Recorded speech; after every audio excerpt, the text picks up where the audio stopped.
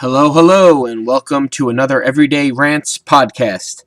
This is our fourth one, and I'm really enjoying doing these. Believe it or not, doing a YouTube channel now for a year. It's a lot easier doing this than it is doing videos and editing and all that stuff, especially since this is raw, uncensored, uncut. So I'm going to keep doing these. Hopefully you guys like it. I'm sorry that the last three have been really long, and I apologize in advance. This one might be really long too because there's a lot of stuff I wanted to talk to you guys about, get off my chest, rant about. So hopefully you guys don't mind that they run so long. But, I'm going to keep trying to do this every week. I don't know how many I'll be able to get out every week. So far we're up to 4 out of 4 days. I don't know if I can keep that going. But anyway, so yeah. So today is January 7th, 2016.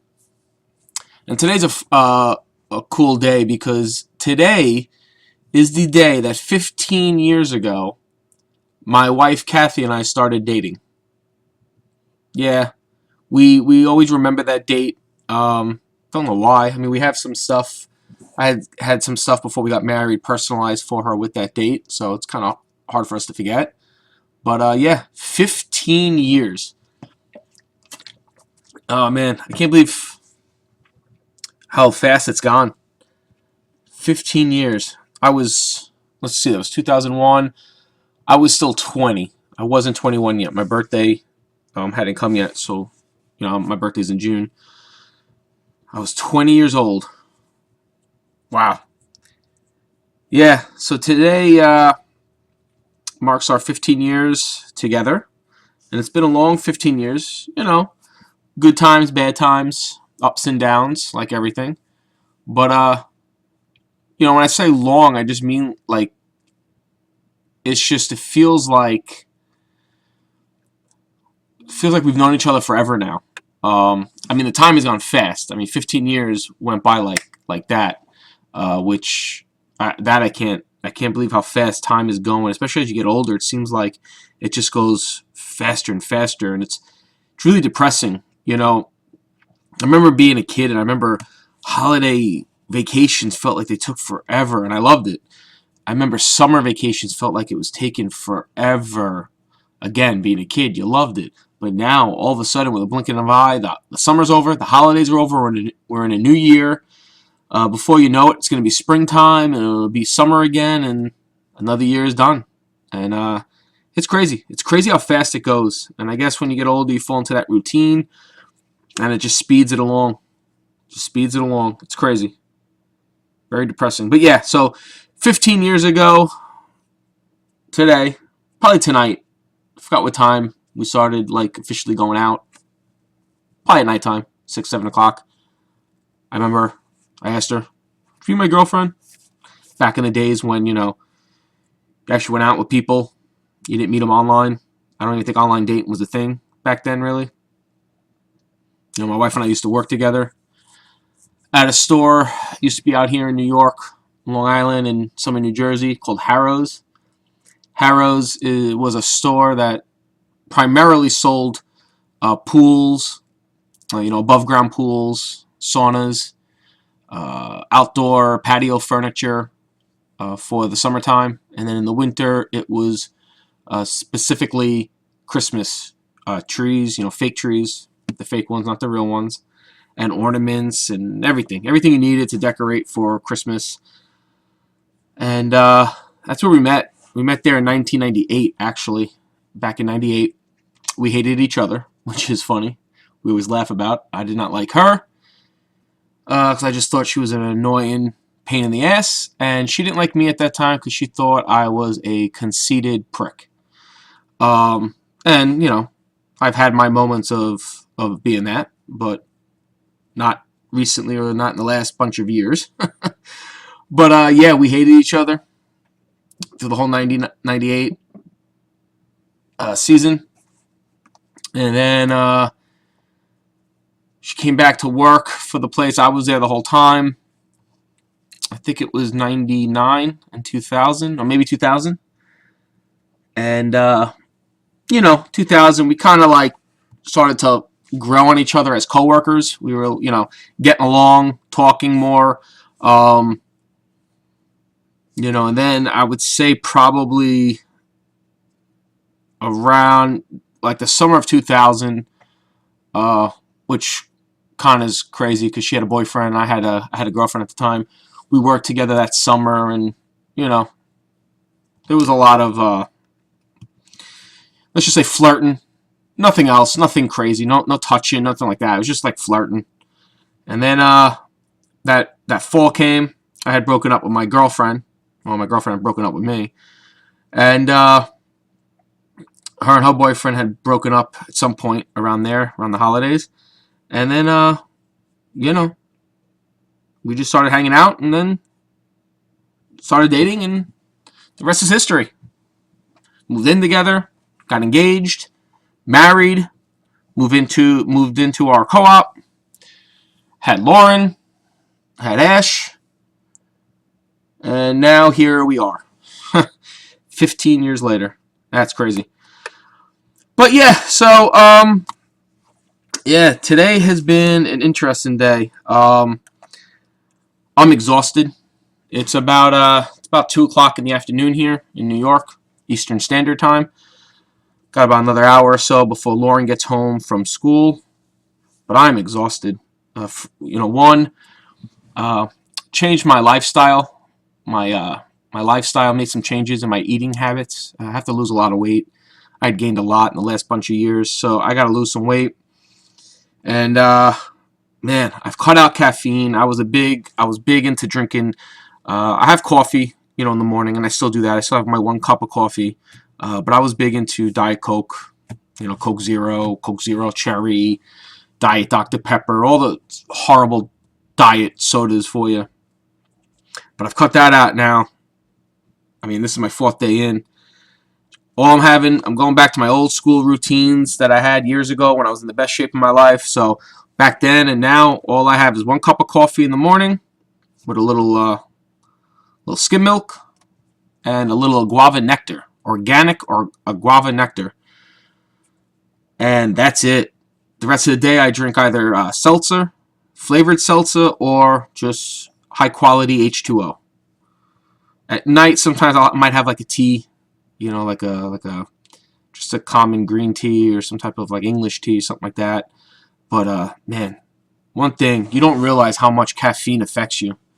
At night, like before this, like for the last couple of years, I mean, I could stay up till 1, 2 in the morning. I would be up till 1, 2 in the morning, working, doing editing for the YouTube channel, coming up with ideas for stuff for us to do, all that kind of stuff. Now, whoa, the last couple of nights I've passed out on my couch around like 9 o'clock.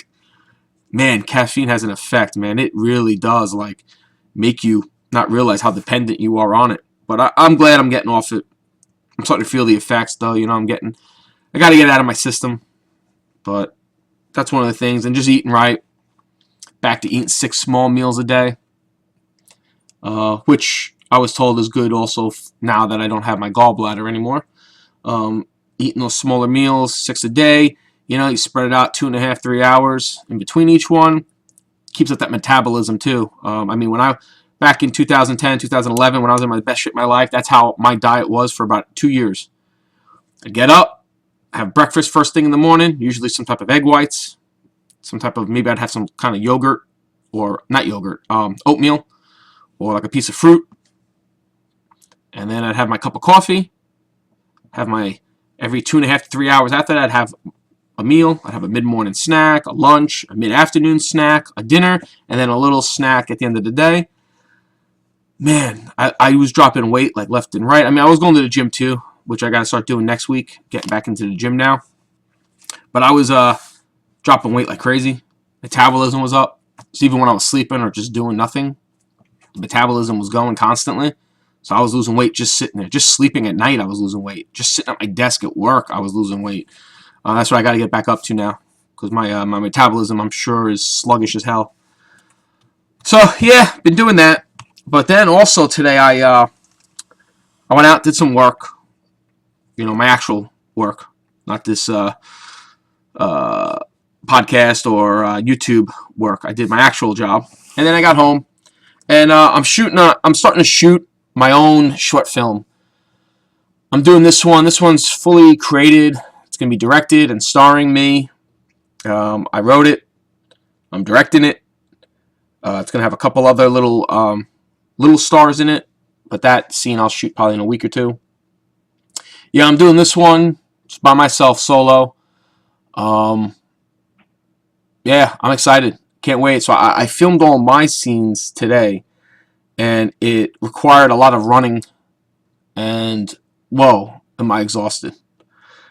I mean, I'm a big boy, haven't gone to the gym and worked out in a while, so running, and it wasn't just jogging. These scenes that I wrote for myself required me to sprint as fast as I can, and I had to do it a couple times. You have to do a couple takes, so that just made me even more exhausted. And of course, I did a couple takes, and then like I've learned from my cousin Anthony, always do that last one, just to be safe. So thanks, Anthony, for making me now do 3 to 4 takes and then go, you know what? Let me just do one more.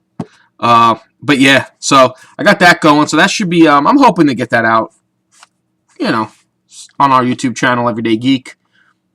Hopefully soon. I don't know when. I still got, like I said, I got to still edit all my stuff. I just shot all the scenes I needed. I got to do the scenes I got it with my with the co-stars that are going to be in it. And then I got to do all the editing, sounds, music. Man, you guys don't understand. I mean, if you're not into this stuff, which is fine. I mean, I love this entertainment stuff probably since I was a kid, probably because I was a huge wrestling fan, so I like the whole entertainment side of that, and I had no problem ever going out in front of people, in front of an audience, and wrestling. So this type of stuff is awesome too, and I love this stuff. But man, I've learned so much in the last year of doing YouTube of a lot of things. One thing being how much time it takes going into these videos, with the filming, the editing. You gotta find the right type of music. You gotta make sure it's royalty free because you don't want to get sued.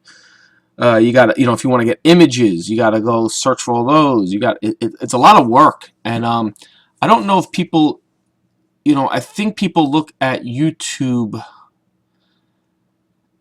the people on YouTube as that they're really not doing anything. And let me tell you something, it really is work. It is a lot of work. It's eaten up a lot of my time in 2015, where in 2016 I'm still doing stuff, but I've told myself, and I've told Anthony, I've told my wife, I need to cut back a little bit on some stuff just because, I need to focus on my actual job, making money, the family, but it takes a lot. So that's why, all YouTubers, that's why we love getting the feedback, getting the comments, getting the thumbs up. That's why when I see a thumbs down, I'm just sitting there going, what possesses somebody to give a thumbs down? Like, I watch a lot of YouTube videos. I've never once, and I could swear on my children, I have never once given somebody a thumbs down, even if I did not like the video. Because I know that person probably put in so much time, even if it is pure shit. They do not deserve a thumbs down because to them, they worked hard on that, and why should I shit on their parade? But there are a lot of people out there, man, that give thumbs down. And I mean, there are some videos we put it right up, boom, thumbs down right away. There's other YouTubers I see, I go to their videos, they'll put it up, 10 minutes, I'll look, they already got 4 or 5 thumbs down. I mean, come on. Most of the time, someone puts up a video, it says 5 minutes ago, the video could be 16 minutes, they already have a thumbs down. You didn't watch the whole video because it's only been up for 5 minutes. I don't know. I don't get it. And of course, nobody's going to give you a thumbs down and then comment and say, like, I gave you a thumbs down. Like, if someone thumbs down one of our unboxings, let's say, like our horror block unboxing, if someone thumbs down and then just said, I gave you a thumbs down because I did not like the stuff in the box. Okay. You had balls to come out and say that you gave us a thumbs down. You said why? Awesome. Even if someone said I gave your video a thumbs down because I just don't like you. Okay, whatever. Fine. But at least they're putting a face to it. But that goes into, I'm a fan of the channel on YouTube, Bogey2988. I do enjoy watching his videos. He's a really interesting character, really funny dude. Got some good videos. Again, some I like. Some I watch and I go, okay, not bad. But most of his stuff is really good. He did a video just recently he put up, I don't know, a couple days ago, called, I think he titled it, 5 Things I've Learned from Doing YouTube. And it's funny, one of the things he said, and I'm not bitching, I'm not moaning, I'm not gonna put on blast any specific YouTubers or channels or anything like that. I'm not like that. I do like to, though. I will vent and I will rant and I will say what's on my mind and what it's in my opinion.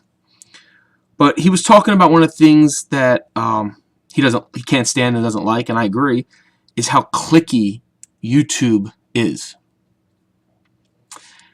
Like high school, like he said, like high school, there's the cliques, and I was never a clique. I never was big into being in a clique. I didn't have a clique. I had a group of friends, and especially where I went to high school, maybe it's just where I went. Our grade, even though we had groups of friends, I'm not going to say cliques because they weren't like the popular kids and the nerd. No, not where I went to high school. It was everybody had their groups, but everybody in those groups intermingled with other groups. Now, before I moved, I went to high school in Valley Stream. Before I moved to Valley Stream, I went to high school in Merrick on Long Island. Merrick was cliquey. Very cliquey. You had the popular kids, you had the popular girls, you had the nerds, you had the geeks, you had the jocks, you had the weirdos, and nobody intermingled. At least while I was growing up in Merrick schools. I moved out of there beginning of 9th grade. So after that, I can't speak for that. But before that, that's how it was. Valley Stream was different. There were no cliques. There were groups. There were no cliques. But I do sense a lot of that clickiness on YouTube. I even sense it in the Funko Pop kind of YouTube world that I have entered in the last year. It is very clicky. I notice stuff. Again, I'm not trying to bitch and moan. I'm just stating how I see things. There are certain clicks, and not that I care, because I'm happy with our channel. I'm happy with what we're doing. I'm happy with the feedback we get. I'm happy with the subscribership. I'm happy. Of course, do I want more of everything? Of course, everybody wants more of everything. Everybody wants a better job. Everybody wants to make more money. Everybody wants to have the best house, the best car, the best this, the best that. So of course, I want to make more money in my job. I want to have a better house. I want to have a nicer car. And of course, I want to have a bigger YouTube following. Of course, I want to have the best channel. But it's just amazing. I'm starting to see that. I'm only not even a year. I mean, beginning of March 2016 will be our full year where we uploaded our first video ever. And it is amazing the clicks you see. And, to each his own. I feel that I like to think that myself with the Everyday Geek, we are very fair to everybody. I don't care if someone has no subscribers, 10 subscribers, 100 subscribers, or 50 million subscribers. There's nobody that has 50 million. I mean, 40 million plus is Pewdiepie. But I don't care who it is. I comment on people's videos. I like it. I shout out them. I promote them because everybody's doing this together. We are a community. I don't feel like we are competing with each other. I feel like we are one community. We should all support each other because in the end of the day, it's just going to help all of us. It boosts us all up. It lets all the subscribers out there, that any subscriber that's interested in Funko Pops or subscription boxes or short films or candy tasting or whatever else we do on our channel, it promotes all of us. And those subscribers can see an array of different opinions and different ideas and different visual concepts of what certain channels should be. I do feel it's very clicky. I don't know if it's on purpose or if it's just by accident or if it's just the way the cookie is crumbled. But you know, I kind of understand what Bogey 2988 was saying. Totally saw it. Totally understood what he said. You know, do I expect to get a shout out from Pewdiepie, the biggest YouTuber ever? Hell no. Would I love it? Holy fuck yeah. Because one, that would be awesome. Two, it would change the Everyday Geek channel within seconds. Three, I do like PewDiePie. I do enjoy his channel. I think most of the stuff he does is hilarious and funny. And I will tell you this. I held out to subscribe to him for the longest time because I was like, you know, does it really matter if I subscribe? But then I realized when I started doing YouTube that it is good to be a subscriber. Because not only you get the updates of the videos, you know, you are helping promote these YouTubers that you like.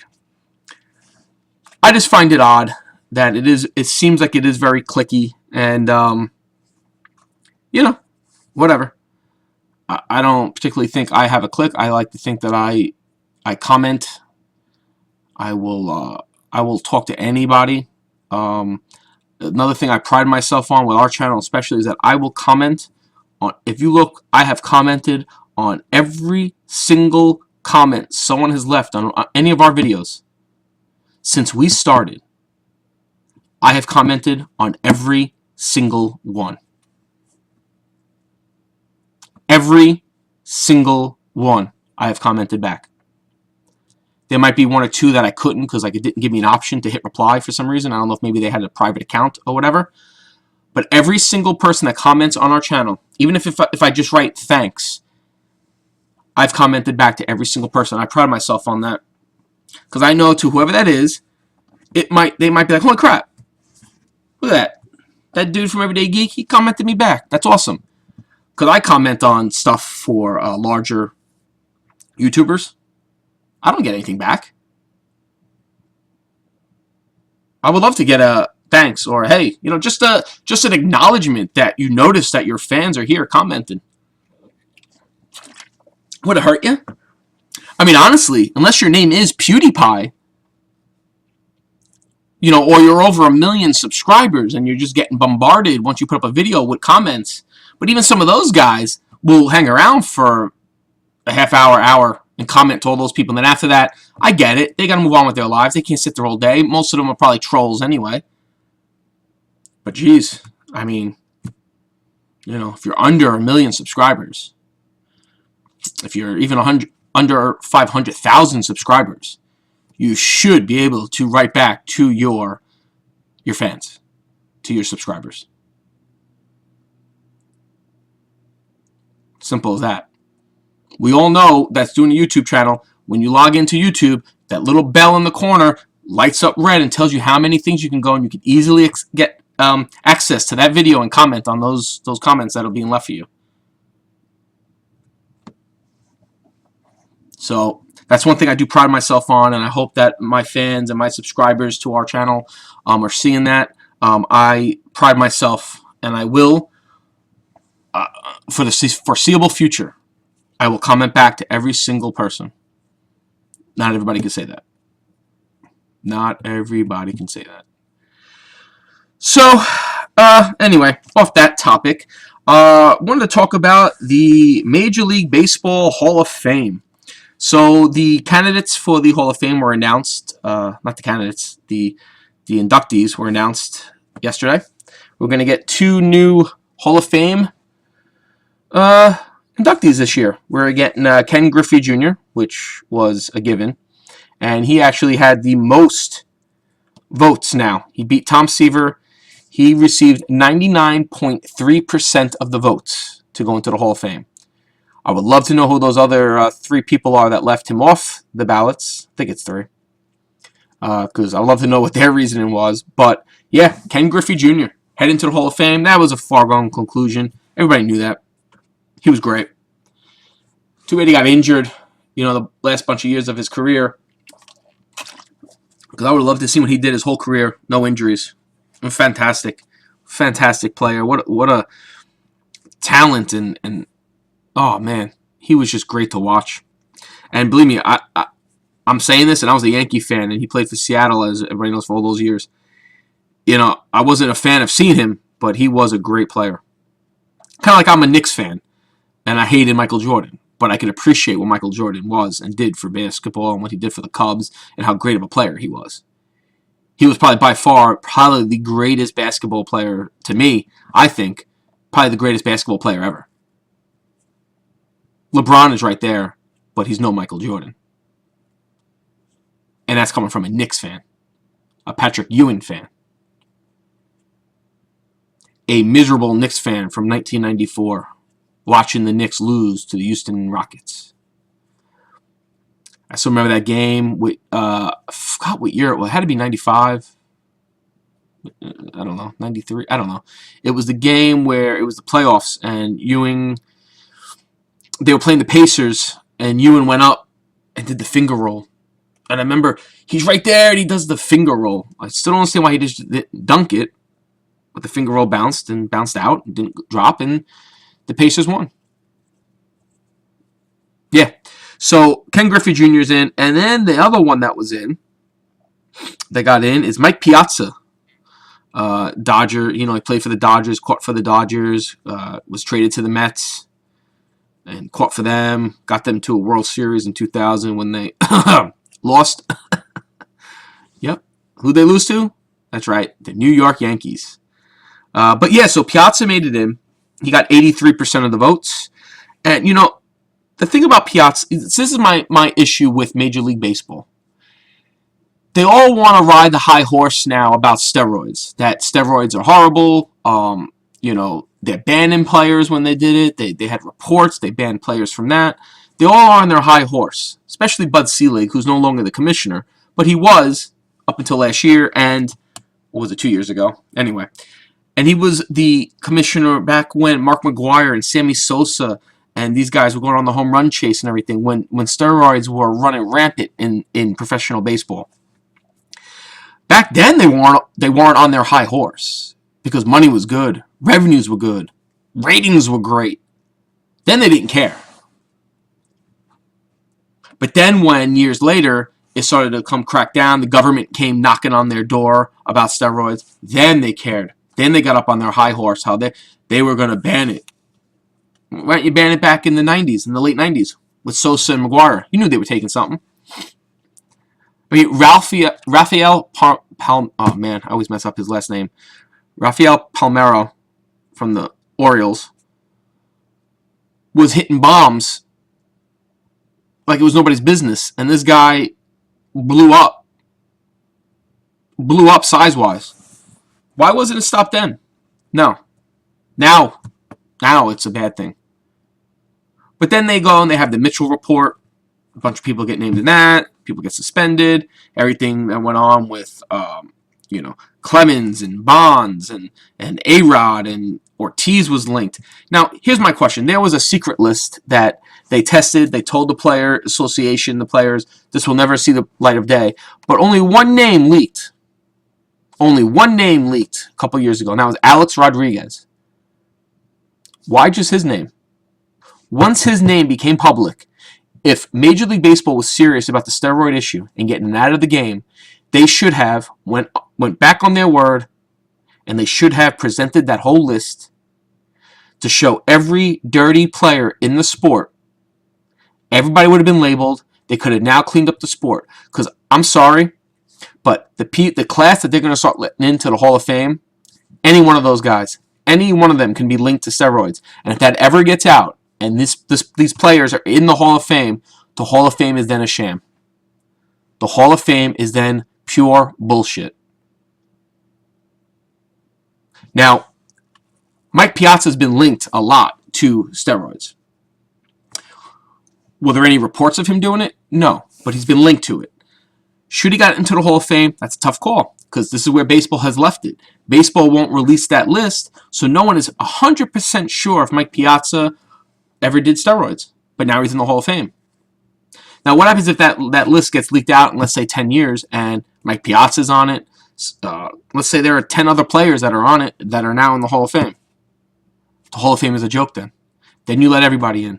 Bonds, Clemens, A-Rod, Manny Ramirez, anybody else.